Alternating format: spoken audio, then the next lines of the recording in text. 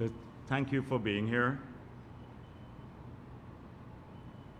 Earlier this week, I was in Linden, and whilst there, I met with several groups of people.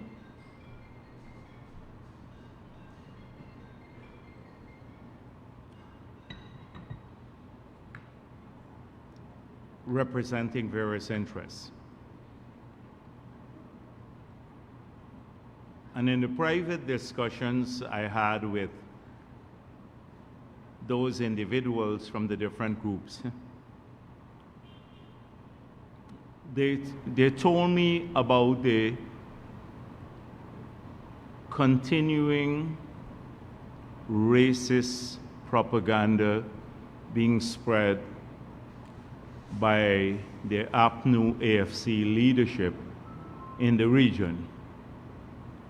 It seems as though in Region 10, we cannot get past, or the leadership there cannot get past the question of race.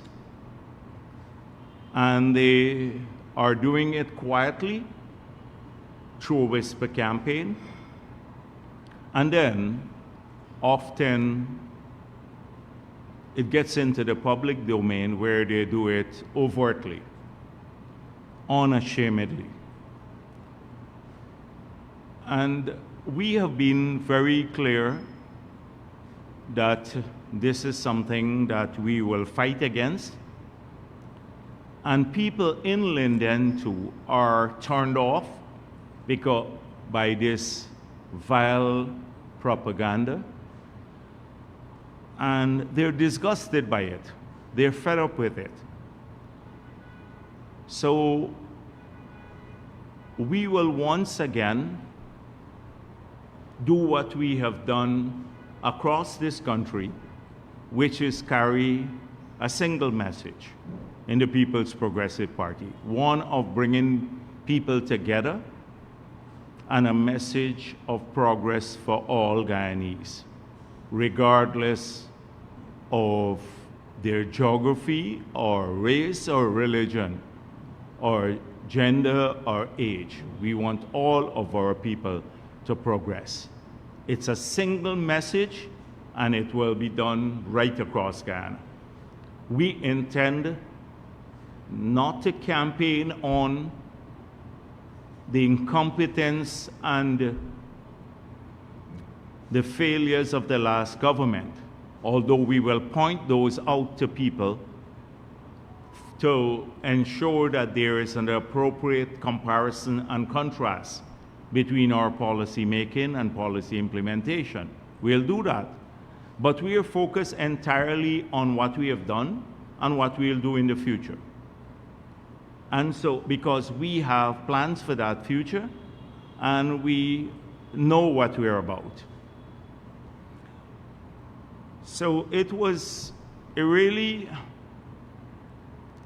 interesting discussion I had with people from Region 10.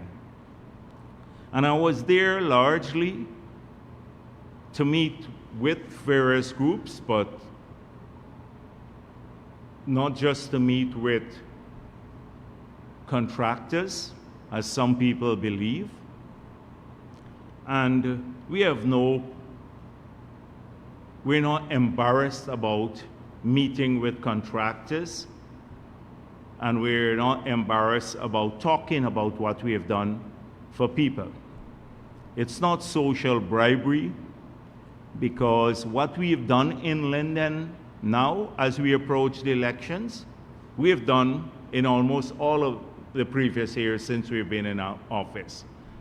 Last year, the road program in Linden for small contractors, we had over 500 contractors in that region, maybe close to 600, and they implemented a program of about $7 billion.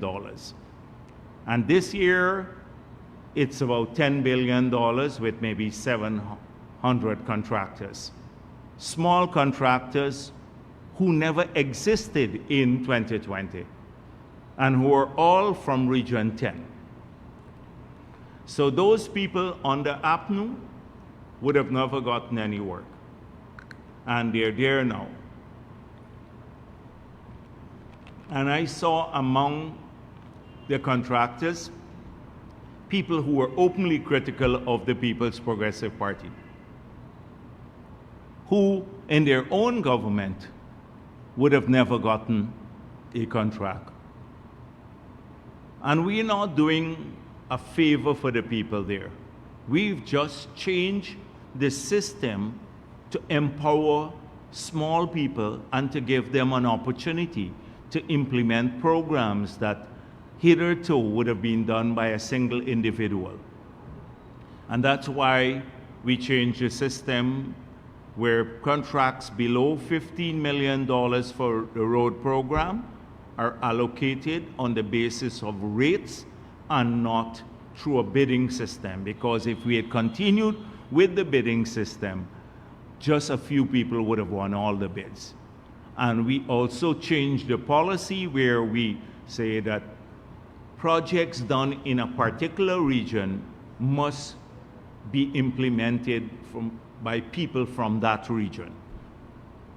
And because of that, in Berbice, in Region 6, we have had hundreds, maybe 600-700 contractors now in Region 6 who are doing work, hundreds of contractors in Region 5, Region 2, Region 4, all across the country. They've been getting work. It's not unique to Linden. It's bringing benefits to people all around the country. And because we've been inclusive, because we've been empowering, we have been able to implement a massive program that would not have been implemented otherwise right across Guyana, to the extent where we have practically completed most community roads in the coastal Guyana. And because of that success, we now have to think about, in the next term in office, how we will continue to empower people, small contractors, medium-scale contractors, by developing a public works program that will be beneficial to the people of Guyana, that would allow us to extend these opportunities. And that's why we've selected, given the challenges of Guyana, we're below sea level, and because of climate change, we need better drainage in communities. We've selected the building of drains, concrete drains in communities as a major area for massive infrastructural work in the next government, so that if the roads are completed in the communities, the drains are completed, we'd have better drained communities. We are now building out all the recreational facilities in all the villages and wards in the city, and other towns will be upgraded with lights, etc. So you have, and we plan to put cameras along the security cameras, not along the coast alone or the main corridors, but within the communities themselves. So climate resilient communities, communities with recreational facility, with good roads, with proper drainage, better garbage collection facilities. All of these are part of the plan for the next term. And it would create many opportunities for people who are working, small contractors, but also large ones. And so I was in Linden to talk about that, about their aspect, but this has been done right across Guyana. It's not only in Region 10. They were upset about it. So I saw the regional chairman and the others saying, oh, they had this in mind. They were planning to do it. They never did it in 5 years. They were planning to do these things. So I drove up on the Linden-Soestdijk Highway, which is being paved, and they were planning to do that. They never got around to it. They did some study that the road needs to be paved. You don't need a study because the road was falling apart. You needed to get it done, which is what we've done. And it's under construction now. The entire stretch of the road, $161 million that when completed would make the journey down from Linden to the Soesdijk junction an easy commute. And that's under construction. And they also had in mind to do the 4-lane bridge that is under construction across the river in Linden. They had a lot of things in mind. Nothing ever happened. So I saw the bitterness, the sourness, and the resort to the only thing they know, which is racism. The only thing they know, which is racism. Because they can't compete on ideas, they can't compete on projects, they can't compete on inclusion. Inclusion. And you look at the audience, the people who went there, and you would see it, people of every race. And also mainly Afro-Guyanese and mixed, people of mixed descent, reflecting the demographics of that region. So that is how we work. They were sour, they were bitter about it, they didn't say anything much, but that's $10 billion in the pockets of the people of that region. That in a single year, only for under one initiative under this government. And as I said before, this is not because it's election year. This has happened in previous years too. So that is the difference there. After I met with the contractors, I also had the opportunity to meet with over 1,000 young people representing the demographics of the region again. And they were not bullied to come there. They came, as you saw, on their own volition. And I had not completed that area because, you know, I've gone across the country meeting young people as General Secretary of the People's Progressive Party. As a result of that, and you've seen the images in almost all the regions of Guyana, we had anticipated we would create a 5,000 strong progressive youth organization, which is the youth arm of our party. From those engagements, our numbers soared to 15,000 young people in the youth arm of the party, representing every race of Guyana. 15,000 young people are part of the youth arm of the party. And so I just had to meet with people, the young people in Linden. Many of them said, but you didn't come here as yet. So I took the opportunity being there to also engage young people. And it wasn't about promises. We didn't promise anyone anything. I just spoke of how young people are central to the People's Progressive Party's vision for Guyana. And I made the point that historically and in some political parties, people think that the youth policy has to do with only sports and culture. So if you want to talk to young people, you just talk to them about the cricket ground or the football ground that you're fixing and how many football you can give them. For us, it's very different. We believe young people are a part of the entire vision for the country because they have interest in education, they have interest in healthcare, they want to own their own home, they want to get a good paying job, they want to have recreational time to travel, they want to live in secure homes. So the entire gamut of policies are young people's issues too. And that's why we don't pigeonhole young people into the corner. I know, just in sports. So I spoke to them about our vision for young people. And I related it back to the experience of young people in our party. We don't do it as window dressing, like some political parties. Some don't even do the window dressing, like the last government was, as I said before, a gerontocracy, like only old people could have made it into the government. But some don't even do it as window dressing. But young people are actually genuinely integrated into the development of our party, the leadership of our party, and in government. I recall my own experience. In my 20s, I became a minister. By 35, I was president. Irfan Ali, the same thing. By 40, 41, he is president of Guyana.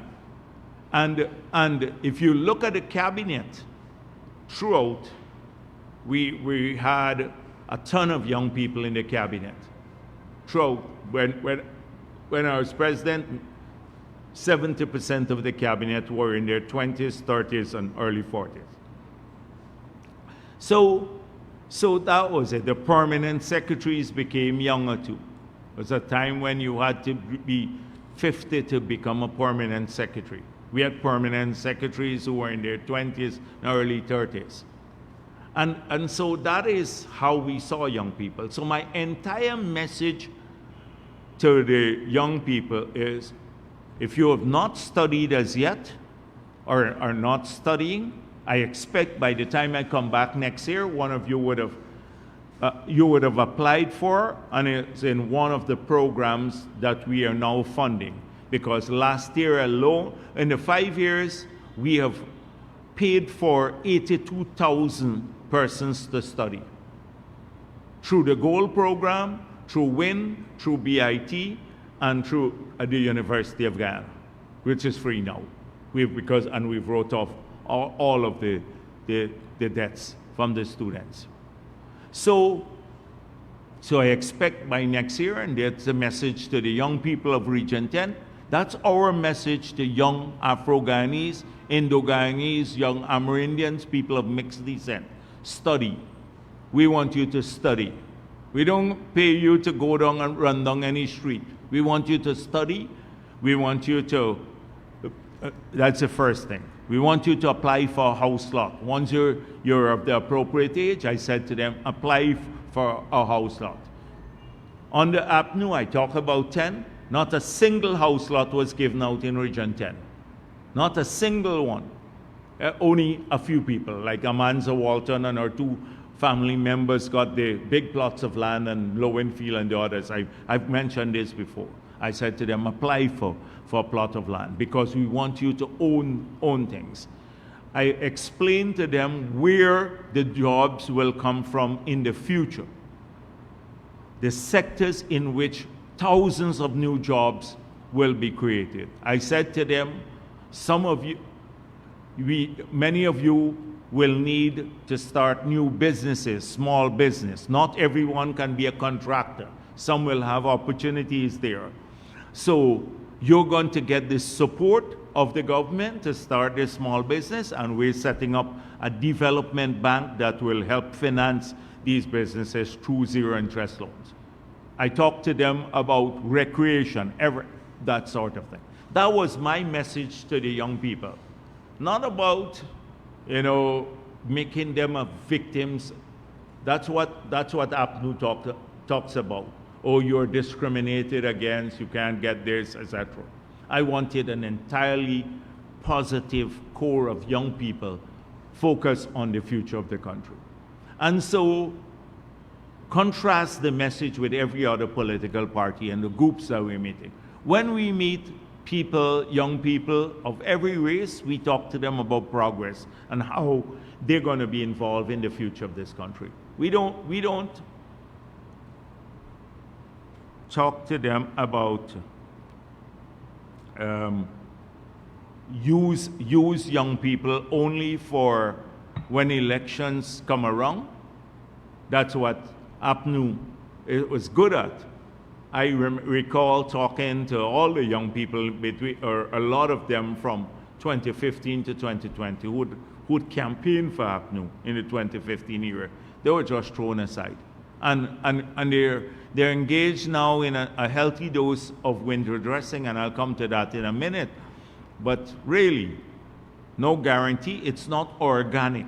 It's not integrated into the philosophy of the political parties, like how it's integrated into ours, the role of young people. So it was an entirely pleasing experience, and it shows the reach of our party too. I met with our party groups there. They're raring to go, the activists, and they're working on the campaign, and they're going to carry positive messages. We're not going to be competing with APNU on racism. Let's leave them, APNU and AFC, to wallow in that. We're going to be carrying our activists in Linden and everywhere in the country. We'll be talking about going house to house in this country, talking about trust, that we have kept faith with the people. We kept our promise to them, and we have crafted the plans that they are part of, that their future is linked to our planning for Guyana. I also, during the week, a number of people come into Freedom House, like lots and lots of people for all sorts of issues. So during the week, I also met young people, young professionals from the hinterland, from Region 10. They came to Freedom House, and they're all supporting the party. They came unsolicited as groups, and they said to me, none of the groups I met this week, we organized. They just got together themselves and said, how can we help in the campaign? How can we spread the message? Which is a very, very heartening thing for me as General Secretary of the party. People walking off the road in groups, and people of every race, as you saw from the images, and saying, we want to help with the campaign. Some parties are hunting people down. They have to get them to give them some money to sign on to their list. In our case, people are walking off the road because they've seen the plans for the future, and they know they can trust us to implement those plans. So we will continue to speak about the future of the country. Young people, I wanted to address that. I'm not going to go into an entire discussion on young people, just to say that they're excited to be part of this shared vision for our country. I wanted, in keeping with the positive theme, I wanted just to address a couple of issues. Because if you look at the media, they're focused, every week you have a kind of nitpicking. And the nitpicking is just to make it seem as though the government has no accomplishment in particular areas. So I've seen this in this week, because they're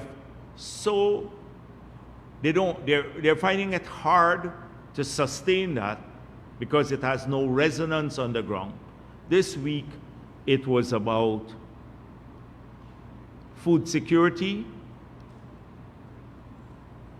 the 25 by 2025 CARICOM target, and the president's statement or speech at the Enmore Martyrs activity at Enmore about how Gaisuco fits into a vision for a diversified economy.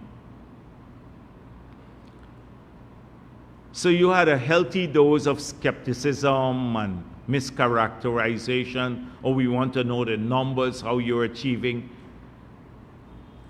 25 by 2025.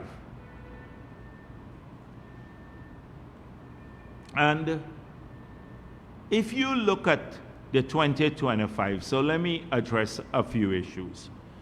25 by 2025, this was the CARICOM leaders got together and they said, we're setting an aspirational goal. The food import bill in the region is skyrocketing, and and we need to do something about this. And therefore, let's have an enhanced focus on agriculture to see if we can supply more food to ourselves as part of the food security agenda. When this was launched here in Guyana and the heads made their speeches, the president pointed out, and I spoke in the afternoon of that very day, to a technical group of people at the convention center. And I said, for us to achieve this, we will need about $7 billion of investment in the 3 or 4 remaining years, the 3 years, to achieve that target. And it has to be done across the region. I lamented the fact that in most of the countries of the region, that agriculture did not feature in their budgets in a major way. That there was no major incentive scheme for agriculture. So we looked at the region and we examined the incentive regime for tourism or the financial sector or other services. And there were very lucrative incentive regimes, but very little for agricultural investment. There was very little budgetary support for agriculture. And so we argued that the countries had to have a rethink of their budgets and also their incentive regime. And then we may witness a change in the region. We have not seen a major shift in that pattern across the region. In Guyana's case, on the other hand, we had always been a net food exporter. Our food exports were higher than our imports traditionally. And yet we have continued to, and there's always been a heavy investment in the things necessary for agriculture, farm to market roads, drainage and irrigation, which are the lifeblood of the agricultural sector. In the APNU period, that plummeted. We also had a good incentive regime for agriculture. So if you brought in a tractor, a trailer, a plow, harrow, there was zero VAT. APNU put the VAT on that. Pesticides, fertilizer, zero rated.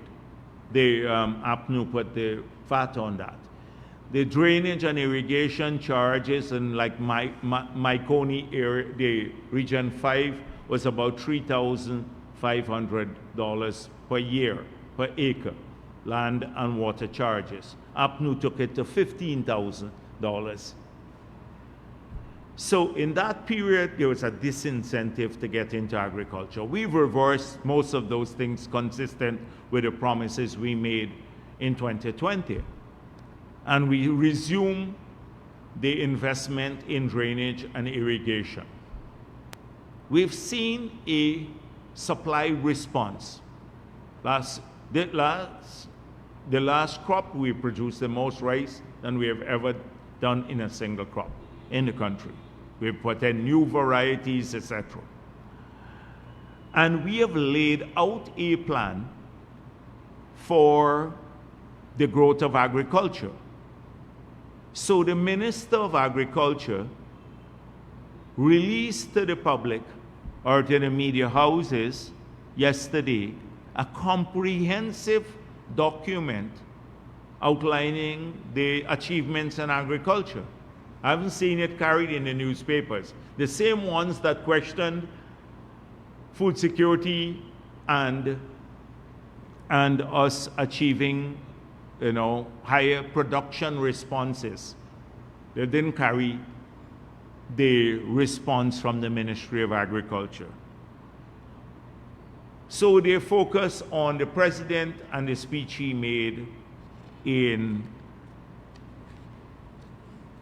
Enmore. And what the president said is that Gaisuco can be a hub for rural development. That we plan to focus on crop diversification as a country, skills diversification, and income diversification, which have all been laid out in our plans. What are the crop diversifications that we've been talking about? They're already the production of roses for export, turmeric, nutmeg, coffee, cocoa. All of these things are already being expanded. Shrimp, ginger, coconuts, we brought in 102,000 dwarf nuts from Brazil to share out the plants here. Onion, corn, soya, cassava, a whole range of things. Every one of those. Last year we produced 55 million pounds of cassava. In region 2, in region 3, it went from practically small numbers to 22 million pounds. We're now putting in a cassava mill in region 2. Every one of these areas I can give you output figures for, which has been given by the Ministry of Agriculture. I didn't even deal with livestock diversification as yet. I just deal with sectors. Shrimp production, all of that. And so, in every one of these sectors, we are going to see more people employed. We're going to see more people earning income from these sectors. We're either going to replace an import or develop an export crop, one of these, because the roses are going to be done for export. The turmeric and nutmeg and coffee and cocoa can all be exported. The shrimp, the coconut for export. The onion is a replacement for the import. All of that we can do. The hemp production that we are planning to, we put in place the infrastructure will be for export. They're looking at doing cigars in a small scale that will be for export. A whole range of ideas for diversification. We don't enumerate all of these things, and often at a press conference of this nature, I don't want to do that because they're well laid out. Every single one of these sectors is laid out. So it's diversification, including using Gaisuco's land. So, for example, Gaisuco has 26,000 acres at Skeldon, where that APNU closed. We're looking to put some of it into hemp, in smaller plots, maybe 2,000 acres into hemp, because we've said that hemp will only be produced in 2 regions, regions 10 and 2. Those are the 2 regions we have said we're do hemp. We passed the law, we set up the board, and it will be done on small scale. So we're thinking about taking 2,000 of the 26,000 acres at Skeldon and giving it to 1,000 farmers, 2 acres each, that were laid off by Gaisuco or might be sugar workers now to produce the hemp. Then the factory can buy it from them. Similarly, in Region 10, we want to do that on a small scale. We have identified another 35,000 acres of land that are privately owned or owned by through co-ops in the same Skeldon area. Combined, that's a large amount. That's over 60,000 acres of land we're talking about in these, to bring into an agro-industrial complex in just the Skeldon area, Crabwood Creek area. We're now building a road from Crabwood Creek to Oriala. We started a road. That will open up tens of thousands more of acres of land along that corridor into production, agricultural production for our country for export. So in 2 areas in Berbice, we're building 2 canals that will go directly, I think in the Manchester area and 52 area, we're building canals that will go take the water directly into the Atlantic, what we call the Hope Light Canal. We'd open up another 55,000 acres of land for cultivation there. Just think about that one region. That's 35 there.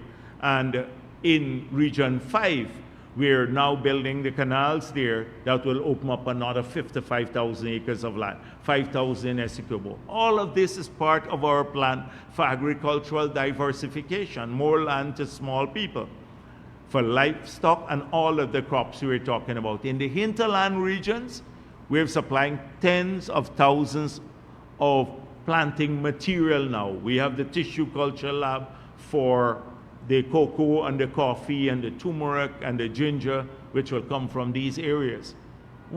That's what the president was talking about. Gaisuco fitting into this master plan that will take some of the labor now that we have currently employed in Gaisuco and the workers there and create new opportunities for them. And that was the idea. So at Enmore, where the factory was closed, we're spending about $6 billion now at the back of Fowles developing an industrial estate that would employ 4,000 people. And it's already near completed, and a massive road, heavy-duty road, is being built to that site for factories there. So people were displaced from the sugar industry in Enmore, and along the East Coast, they can find work there. But it would not only be those people, because it's close to Annandale, Buxton, all of these areas. People will find employment opportunities in that area. That's being done now as part of our diversification plan. And so that would not only diversify income, the crops, but also income. So people have diverse sources of income, making us much more stable. It would lend to food security. We're already the only country in the world. You saw the BBC article. The only country in the world, it says here, I have it here, only one country in the world produces all the food it needs, study finds. That across all 7 categories of food that they identified, we're self-sufficient. Of course, our consumption pattern is changing now. When countries get wealthier, I pointed out that the disposable income alone from the public sector is that is the increase in wages and salaries per year is $500 million US. People are saving more. They want to consume different things too. So our food import bill will go up, but our production response is increasing too. Because people want, better steak cuts. They want all kinds of fancy food now. And I'm not talking about, like rich people alone. Everybody wants like different kinds of food. It puts a pressure on your food import bill. But on the production side, we see massive, massive growth and then encouragement there. So, so that's what we were talking about. And the skills diversification he was talking about. So what kind of skills you need for agriculture now? You don't need the traditional skills. You need some of that. But the guys now, everything is being mechanized. So we need to train people to manage, and maintain the equipment that they would be working on. We have the tissue culture lab now, so we will be growing, we'll be producing planting material at large scale, but you need scientists to work in the labs. I spoke a couple of weeks ago about drones being used in say, the broadcasting of pesticides and possibly fertilizer in the future, particularly if you have liquid fertilizer. I spoke about a whole range of these things. So the skill type, what we have to train our young people in, would be very different now.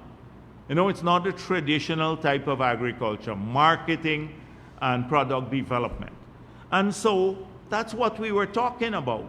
But they gone into, they're complaining about the president's speech at Gaisuko, at the Enmore, without understanding the context. And in the next term, we made it clear that in every region, so it's not just production, we have to have the innovation hub. And so every region will have its own innovation hub. It will have its own diversification support technical center. And then so the innovation, the diversification support, so that means processing of the agricultural produce, and you getting the technical help for that. And then overall, we'd have the development bank to make zero interest loans to those ventures. So it supports diversification fully. They get the support right from planting material to the technical skills, which support people studying in the different subject areas, will create the incentive regime for small businesses in agriculture and every other sector, but I'm speaking of agriculture here today. We'd provide more lands for people to conduct their business in. We'll have the support centers for diversification and processing. And we will also have the innovation hubs, and then we'll have the financing mechanism, which is zero interest loan. It's all well thought out, well laid out. We have been talking about this for a very, very long time. The president mentioned co-invest. In this year's budget, we have $1.2 billion for co-investing. We're already co-investing in ventures, building factory shells and production shells for people who are going to be doing this. So if you're a young person and you come up with a good project, we will now, and it would help create linkages with the community. We could very well invest not as part of a loan, zero interest loan, but a direct grant to the project by building the factory shell. We're like what we're doing in the cassava mill in Region 3 and many other places around the country now, where we are co-investing to give the business a boost. And so if you look at this, I'm already speaking very long on it, and I don't want to continue too much on this. I hope that you will pay attention to some of the things that the ministry put out. We are now, for example, you saw a loan, 18 million from the CDF, Caribbean Development Fund, that will support agriculture, support farmers. In Letem, we already spoke about this municipal airport, a massive municipal airport to support food processing, using some raw material from Brazil to fly into region, the CARICOM region, to meet that demand there, so that they can cut costs too, but also a big market for us. It's exciting. It's an exciting period for agriculture. And then Gaisuko, but they all focus in on sugar workers. You know, somehow the president said sugar workers must, because they always like to create this fiction that this sugar industry has become a burden to Guyana.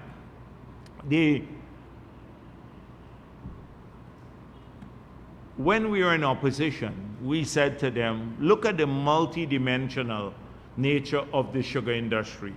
And that's why they did a financial feasibility study for Gaisuko and then came up with, we need to close all these estates. And by now, all of the estates would have been closed, not the ones that they closed alone. So Albion would have gone, Blaemont would have been terminated too. All of these would have been by now closed, had APNU stayed in power. So we made it clear that you have to do an economic feasibility, not a financial feasibility, because that's when you see the linkages that Gaisuko continues to have in many of these communities. And that's what the president pointed out, which is a point I think that was over the head of people like Ramjatan and the others when they were pushing in a doctrinaire way, an unthinking way, to close the sugar estates because they think they were harming the PPP support base. Look at the contrast with land too. Gaisuko lands, they should be ashamed to talk even about anything in Gaisuko. Gaisuko's land now, which APNU gave away at Wales, all the Gaisuko lands. I think they sold the estate houses. You should check who they sold it to. And all the land at Wales, they gave away to a few individuals, most of them associated with the PNC.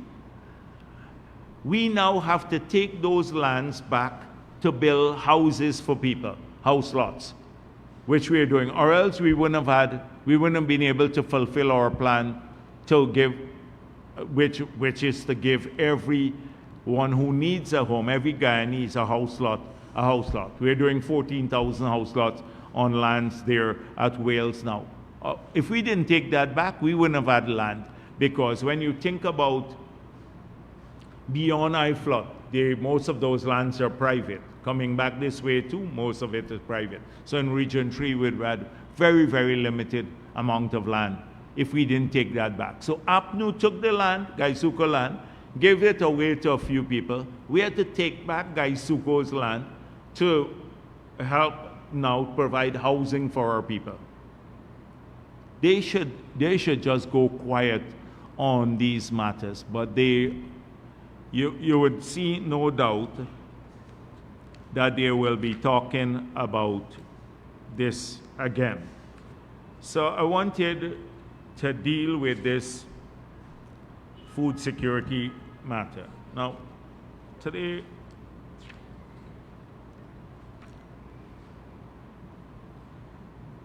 I'm going to have a relatively short press conference today. I'm not done as yet, Marcel, so sit down. So in the last few days,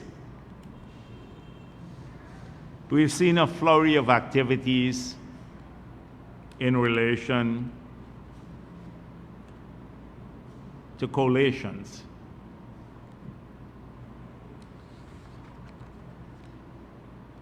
And I've asked my staff to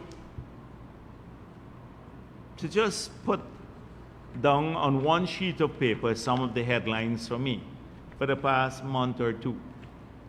And it makes very interesting reading every day. Just look at the headlines across newspapers and look at the substance of what has been said by different parties. And you tell me if you could ever trust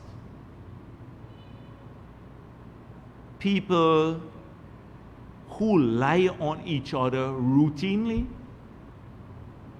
We can't get clear answers until now from either side, APNU or the AFC, as to what took place in the discussions.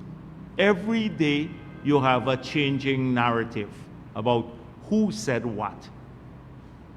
If you can't get that straight, and you were supposed to be friends and partners, you just came out of a government that you both shared together, of course with disastrous consequences for our country when they tried to rig the elections together. You had a brotherhood in trying to rig the elections. You had a brotherhood in the disastrous policies of taking away the children grant, etc. At least get your story straight. And until now, every day, as of today, we can't know what took place. Everyone has a different version of what took place in the talks and who said what. And then they rebut each other openly all the time. As of today, this morning, I saw, some even, and they have like divorce final, and then 2 days later they're trying to make up again back. So imagine someone saying, AFC told APNU a Norton-led coalition wouldn't have national appeal and likability for victory. 14th of June 2025, Kaichor News.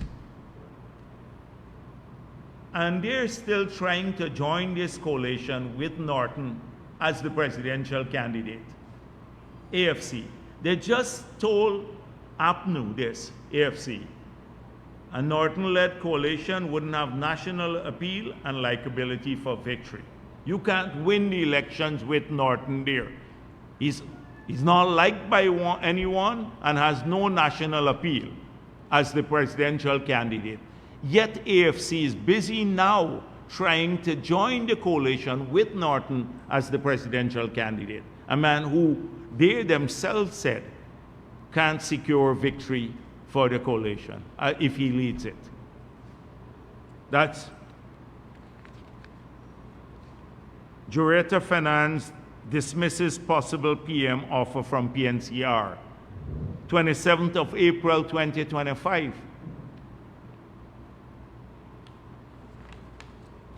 I see Terence Campbell, Chicken Man, has weighed in now. I promise AFC to break the hand of Aubrey Norton, get them a 65-35 formula. He said they walked away from it. It's like really interesting reading for me. But behind all the clownishness and this confusion is a tragedy, and people have to think through it. So it reinforces our point that all along they were only negotiating about positions. Even Granger, from his sojourn somewhere on the East Bank, has come out and said it shouldn't be about what positions you get. It should be about a program, something that we have spoken about, a joint program. They have not even come up with the program as yet, and I'll deal with that in a moment. So what we've seen now with the recent configurations in the last couple of days is a recycling of the same people within the same coalition. There just seems to be switching sides. So it's recycled people within themselves. When you are a political party, you look for momentum and growth. You want to bring people to you who are not part of your camp. If you are using people who are traditionally part of your camp to move to another part of your camp, then you're not really focusing on addition. You're just, like stirring the same pot. You have to, in politics, it's about bringing people to your vision.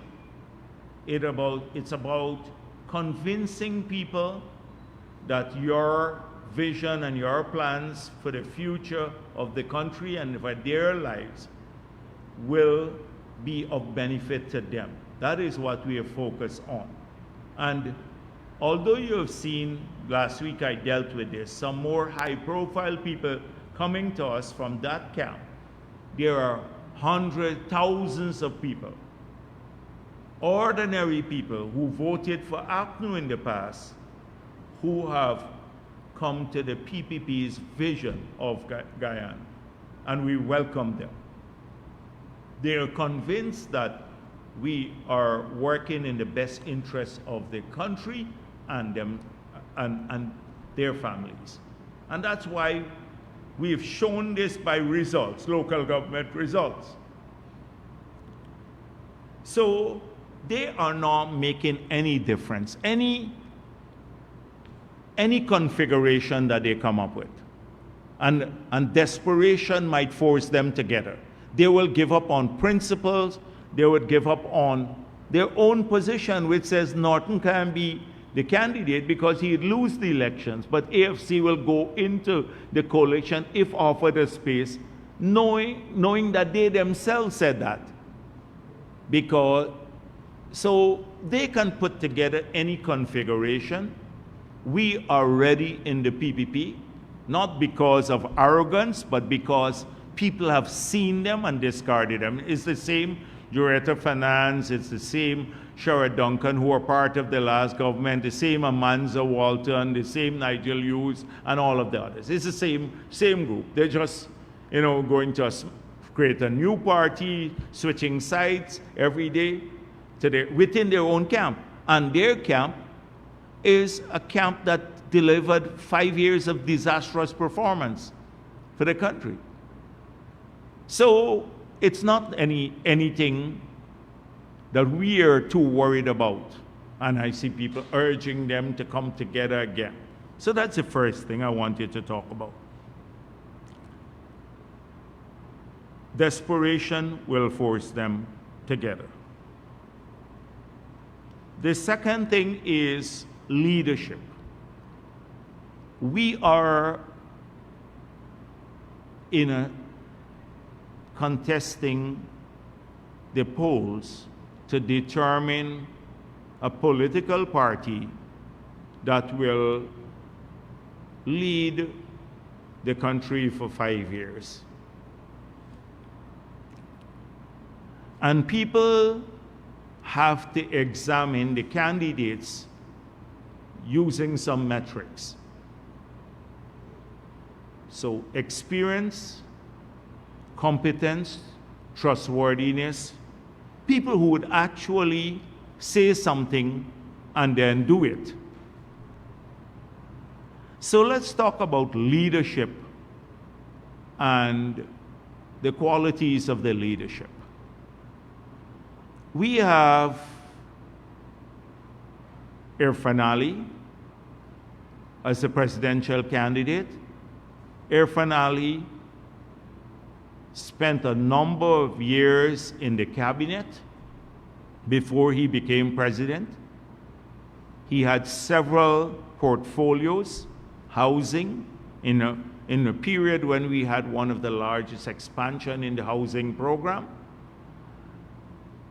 He was Minister of Tourism at the same time, and water, the water sector. He also covered housing and water. So he was in the cabinet for several years, listened to the conversations, was involved in the discussions on all sorts of issues, from national security to everything else, because by virtue of your presence in the cabinet. He has had 5 years as president. Globally, he's already known. He has represented us well on every matter, whether the United Nations or a border issue with Venezuela. He's respected around the world. I can speak at length about that issue. Mark Phillips had a large number of years in public service. He commanded thousands of troops as head of the army.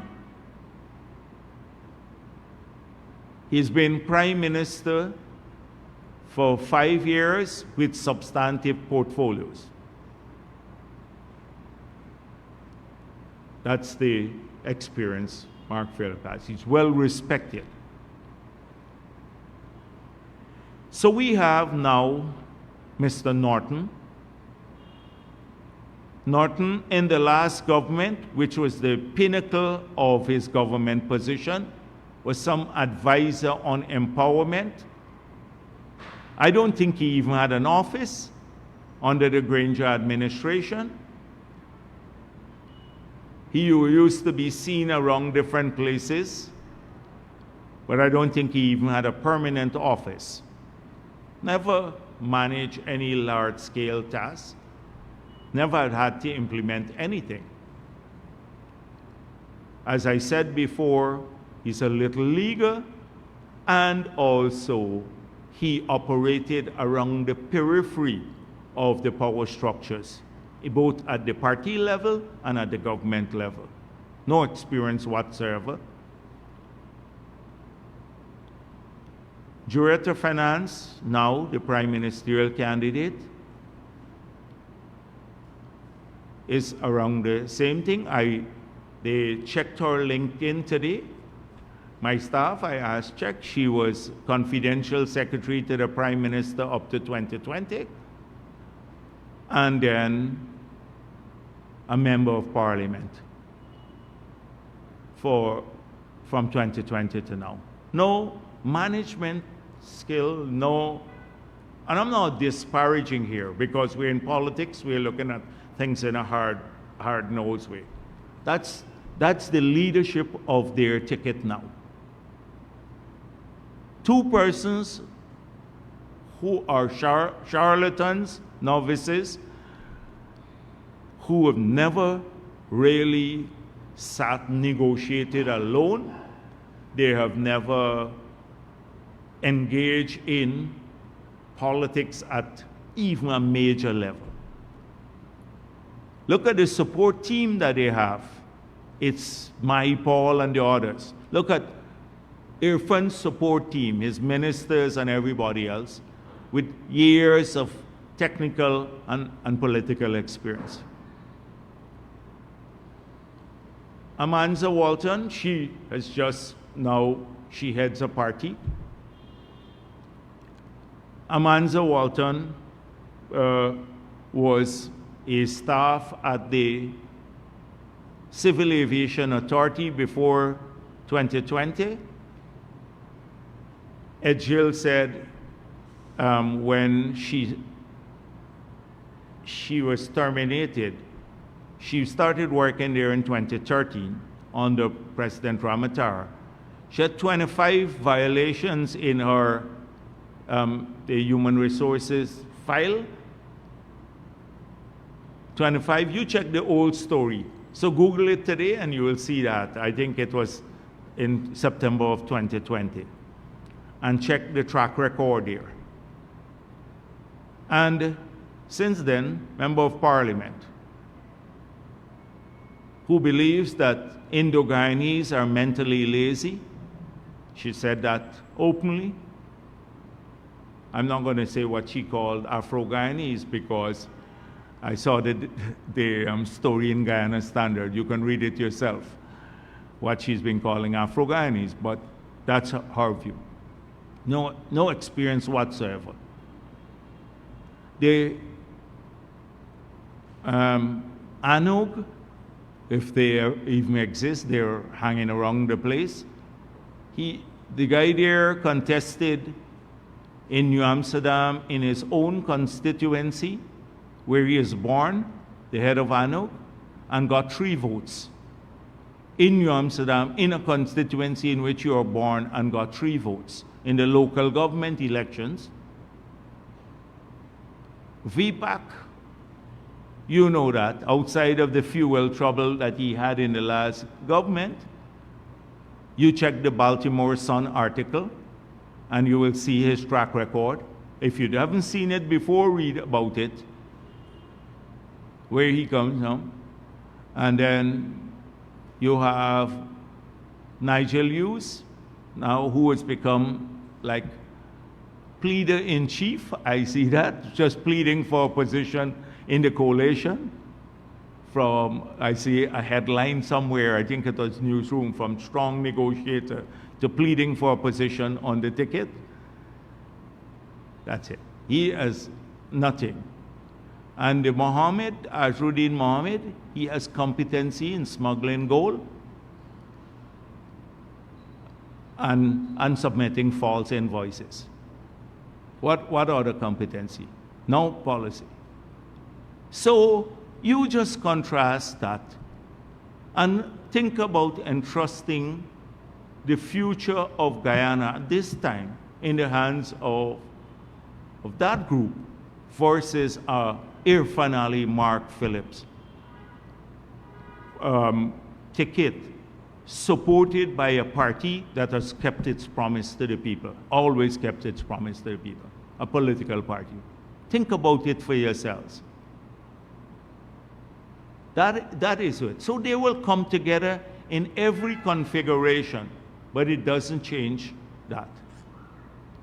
What I just explained to you does not change, no competence. And so they have not even, some of them, decided what their platform will be for the elections. We're like just over 2 months away, but they haven't thought about their ideas as yet, what they want to do for the country. Because for them, they have no intention of doing anything. So, to give you an idea of how they prepare their program for Guyana, the App News said Amanza Walton was asked to prepare a brief for the manifesto, and every shadow minister in the parliament was asked to prepare their section of the manifesto for the future. If you don't have centralized direction and leadership in a manifesto preparation, if you don't see all the moving parts and be able to cost them and then see whether they're sustainable or not, your promises become disjointed. If you have 10 different people producing a manifesto, or 20 in their case, it's disjointed. But they pay no serious attention to this, because for them it's just a promise for the election. They have nothing. So they don't plan to implement it, so they can say anything. We can't do that, because we know we're winning the elections and we know we'd have to fulfill the promises. So we study things carefully before we do it. And we didn't wait like in 2020. We didn't wait until 3 months before the elections to talk about what we will do. From day one, in Parliament, when they increased the taxes, we said when we return to office, 3 years before the elections, we said we're going to change all of these back. When they increased, like on 1 year, maybe not 600, maybe about 60, 70 new fees and taxes. I stood up there and said, when we return to office, that was 3 years before the elections, all of these things would be reversed. Now they're busy telling you what they plan to do. Some haven't even worked that out as yet. They got their ducks lined up in row. I heard Amanda said she got her ducks lined up. This is not about ducks. This is not about ducks. So that is how they treat manifesto preparation, because they have nothing. I heard the sanctioned individual, he got a man who called us and said, I'm preparing the manifesto for him. You all want to see it? He said, no, we don't want to see your manifesto. Keep it. He just farmed it out. Hire somebody to do it, because they have no plan to implement it. You think anything like that could go past the PPP? Everything that comes up here, we rigorously scrutinize. All the ideas that came in, we're going to have a public consultation. We'll tell people why we're doing certain things, how much money we will put into the development fund, all of that in our manifesto. Or how much we're going to spend on education and where in the future. And all of this, healthcare, what our plans are for healthcare in great detail. So apart from no skill or competency, they're not trustworthy because they plan not to implement anything, and this feeble attempt to come up with a program that they would call manifesto has been really not just feeble, but dishonest. It's dishonest. So I see AFC promises deep water port now. You know, we've been talking about this. A couple of weeks ago, APNU promised free university education. They don't even read what they produce and put out. And if you want evidence of that they don't even read what they get, they just put it up. Look at this, Norton. Putting people first, a nice picture of Norton, photoshopped nicely, looks very good here. And not that he doesn't look any good normally, he's my friend, so I have to, although he will deny that. So he will, look at this. Norton, they put out something and more. So it goes, Guyana rent to own housing plan will guarantee that your home ownership dreams come true. Every Guyanese will have the opportunity to move from renting to owning their own home. Remember, he started off by support to rent, and we criticize him now, you're going to own. And more, the plan includes important training programs to create jobs for young people. And then in bracket, do you want to add seniors also? In bracket. It's propaganda, so no one feels left out. That's an AI prompt. Artificial intelligence prompt. They generate these things. I hope you know, but Nigel Lewis and the others, they feed our program into AI, all of our plans, and guess what they say? Rewrite it. So you get it the same thing, but rewritten to look different. That's what they're doing now. We have evidence of this. They just feed the PPP's plan into the AI and say rewrite. So lazy, but they have no intention. It sounds erudite. When AI puts it together, it sounds smart, etc. I'm sure if you have a debate, half of them wouldn't know what they actually promise. You would not have that. So this is no experience, no leadership, untrustworthy, can't even get it right around their plans. Can't even get it right about their plans for the future. Who will pay attention to anything they put out seriously? Who will pay attention to this?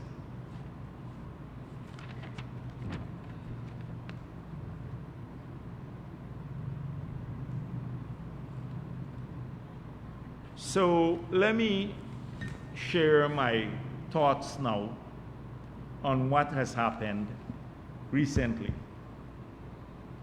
in the afternoon. Now, you have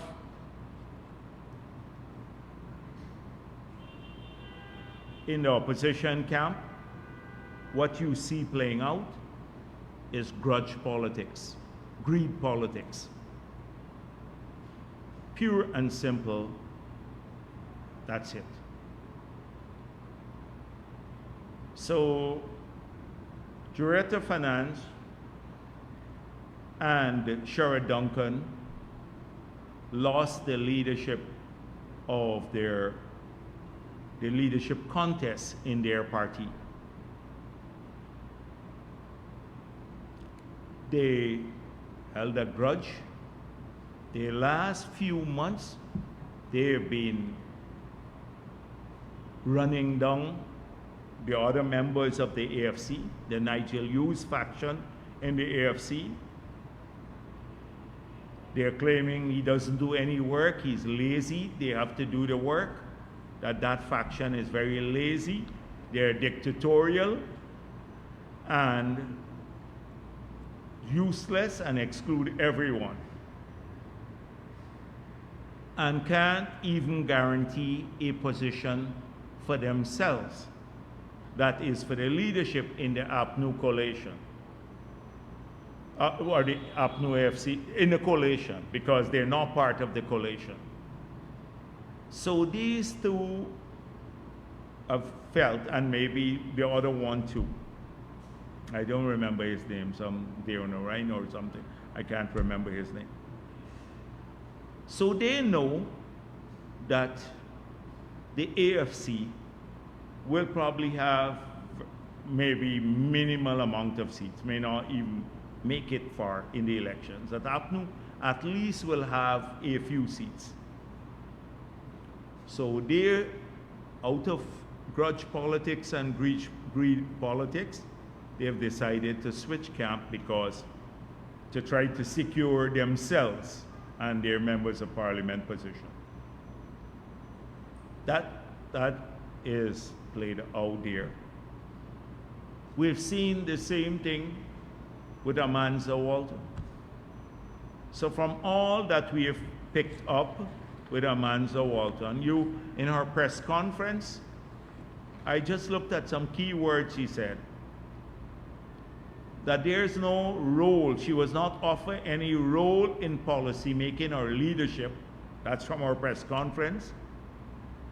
I was not offered a defined position, and I reject the notion that you must wait your turn. So again, consistent with what's been coming out from their camp, wanted to be anointed, not to struggle for party and principle or anything. It's how she personally would come out. Would I be offered this job, the prime ministerial job or whatever else? She wanted a defined position and a guarantee into parliament. So that mattered more than all the so-called principle and values that she speaks of. So again, the greed politics and grudge politics left. And as someone pointed out, she said she just met last week with the leadership of the PNC, but said she's been planning her political party for a long time before. So it tells you again of the duplicity. All of this talk about of principle and values and the crocodile tears that they shed. That's why I said, does she still believe that Indo-Guyanese are mentally lazy? You have to answer that. Does she still believe that Indo-Guyanese are mentally lazy? And she says, I will work with others based on values and principles, and shed crocodile tears over the women and children are being affected now. They can't, under this big bad PPP government, they can't get help. But she was part of the coalition when they took away the money from the children. And she was earning, you check that article, $1.2 million per month and getting allowances plus getting paid as a head of a project unit, a ton of things. Read the article. And where was this concern about women and children and everything in the past when they were in government?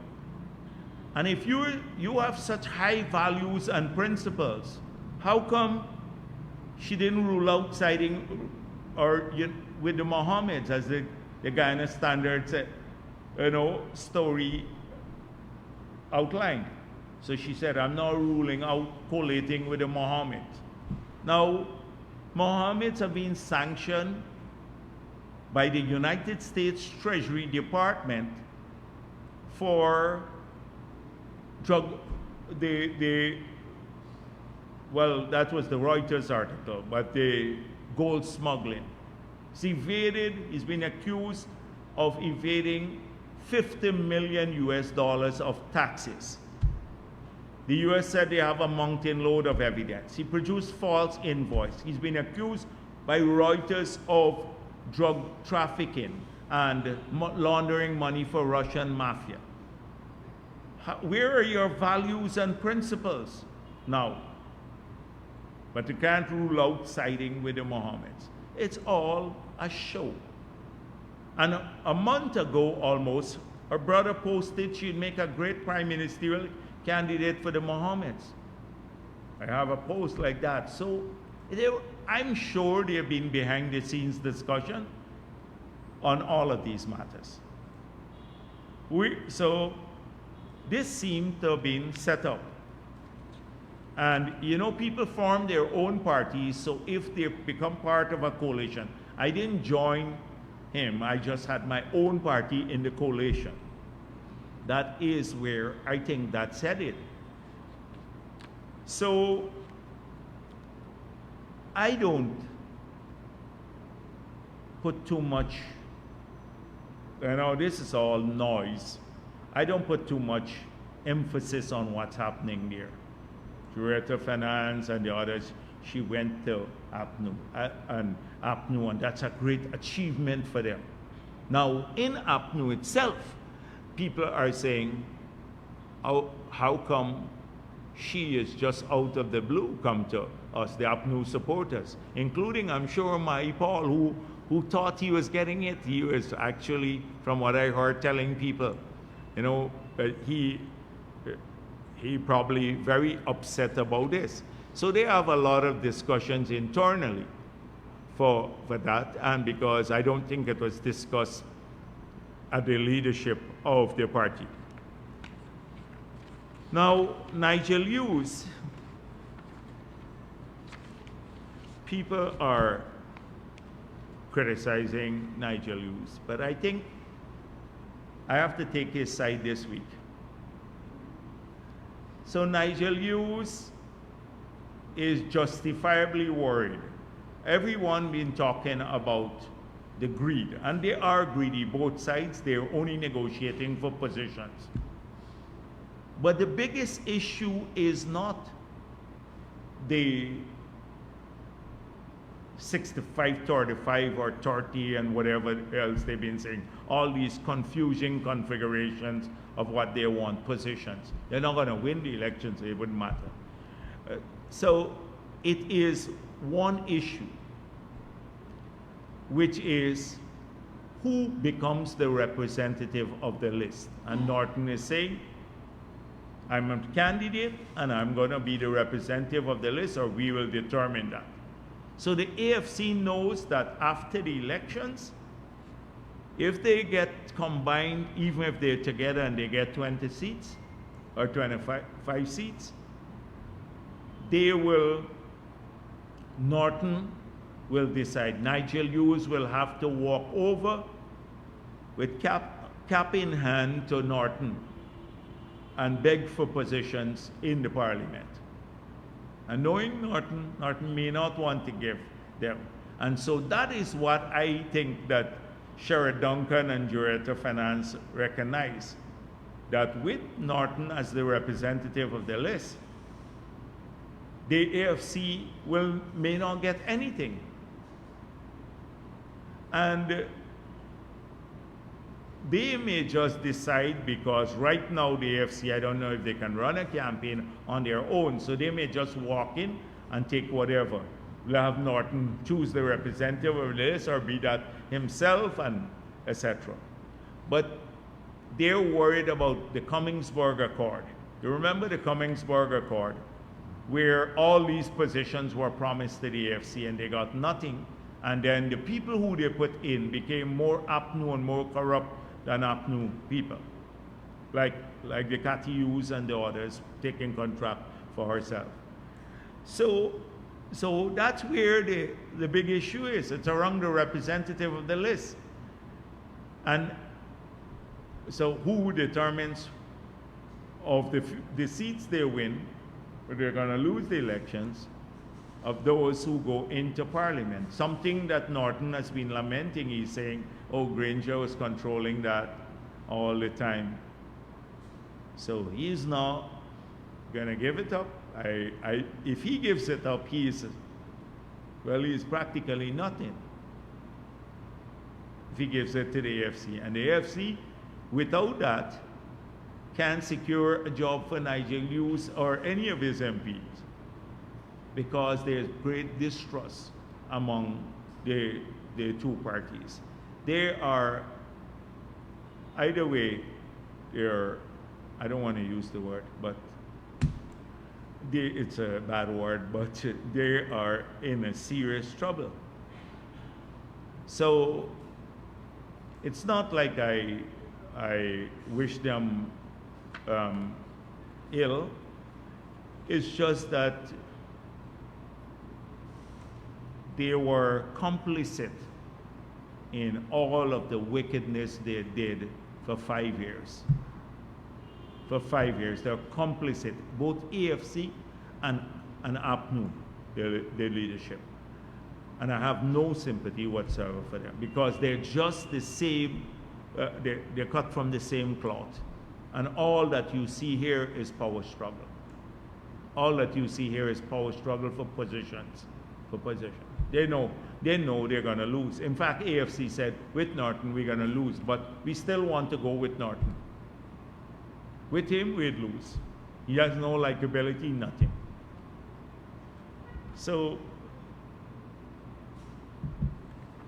that's where we are today. That's my own view on these matters. Thank you. Yes, Marcel. Marcel Thomas, Starbuck News. First, as General Secretary, earlier you juxtaposed the PPP's leadership slate for the elections against the oppositions. That's to definitively say that PM Mark Phillips is going to be the prime ministerial candidate? I told you where that's my personal position. But I from my canvassing the leadership of the party, I know that it's a 99.9% certainty. But the party still has to make the Yes, the party will make the decision. But it's the very same people who I've already spoken to the canvass in the leadership of the party.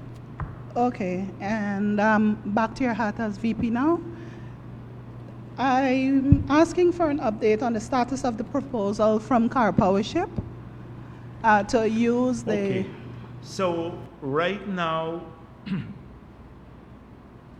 we are not going to conclude any arrangement with Car Power before the elections.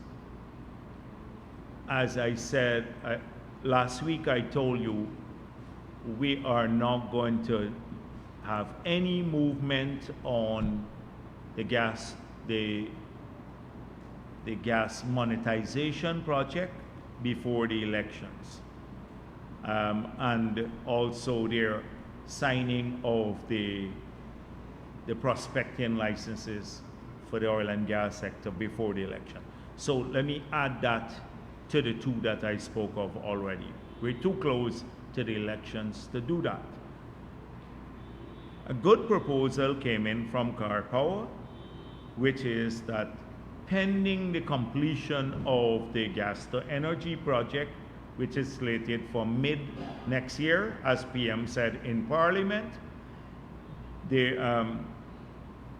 we can utilize the gas to generate power using a proposal that they have. So we have to, when we got the proposal, we were examining the technical feasibility, because if you generate 300 megawatts of power offshore on a barge using the gas that's already in the pipeline, basically, because it's completed, whether we can transmit and utilize all 300 megawatts at this stage, given the state of the transmission lines. That assessment is ongoing. Regardless of the outcome, we are not going to conclude any deal with Car Power, because the two barges plus our own program, because since those two barges came in from Car Power and have been supplying the grid, we've been able to now do a lot of maintenance on the old sets. And so we have adequate power for the near term until, at least until past the elections. We have adequate power way past the elections. And also on the gas to energy and the 50% reduction, you had said that there was a possibility that government might not wait until the completion of the project, when it was expected to be done by the end of this year, that we could see there is a possibility we could see the 50%. You could still see that, but frankly speaking, I don't think it should be an election issue, right? Because if we do it today, they would say, oh, we're only doing it for the elections. We are going to, this project is going to be completed next year. Before then, or at the completion point, the price of electricity in Guyana will be cut by 50%, and that's a promise we made. So let me leave it at that. It could happen before, but it's also, the outside date is the completion of the gas to energy project, which is slated for June next year. Mr. Jagdeo and Shabral Demarawi. Sir, I have a follow-up on the question concerning the Car Power ship proposal. How is it envisaged that the gas will be transported to the power ships? And secondly, my substantive question, could you tell us whether there have been new contracts signed with the Cuban doctors who are currently working in Guyana? Yeah, from what I gather, the PS has said to me that we're fully compliant now with the U.S. requirements. So I don't know the details of it. I suspect you should. I hope you'd ask Frank Anthony the details, but yeah, I know this has been happening and has happened in some cases. And the next question is, how will the gas be transported? So this will be an entirely new ship that is dedicated to processing the gas to generate some liquids and to use the gas to generate about 300 megawatts of power. If you move to doing that, so it will be located closer to the pipeline, then you will decommission the two ships that we have, Barbies and Essequibo, should that come into being. And at the policy level concerning the same Cuban doctors, then the government of Guyana had to sever the current agreements with the Cuban government? Well, I must confess, I'm not on a daily basis involved with this matter. So please ask Dr. Anthony. I just know that we're fully compliant. We've been told we're fully compliant with the U.S. requirement and that the Cuban government understands this. And lastly, follow up on the ship again. Would there be a cost saving if you were to go the route of the natural gas use? And Yes, what will that be? Because to generate 300 megawatts of power per day, or right, we will need 300 megawatts of power. You have to, if you're using bunker C to generate 300 megawatts of power, it will be around $1 million per day. If you use your own gas and you don't have to buy bunker C, then you could save $365 million per year. The rental of the Yes, ship. but then you're still, I'm just saying this saving on fuel itself. Yeah, I follow Only that. on fuel.